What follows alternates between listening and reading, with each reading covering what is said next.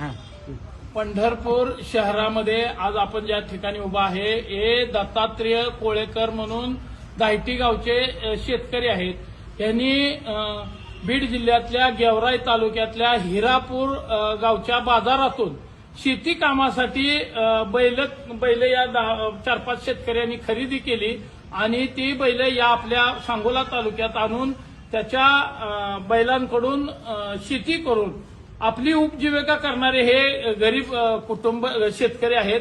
परंतु गोरक्षणाच्या नावाखाली शेतकऱ्यांच्या जनावरांवरती वाहने अडवून ती पोलीस स्टेशनला कायद्याच्या कचाट्यात अडकावून करण्याचं काही महाभाग या पंढरपूर शहरामध्ये हिंदुत्वाच्या नावाखाली करत आहेत आणि आज शेतकऱ्यावर प्रचंड मोठा अन्याय आहे।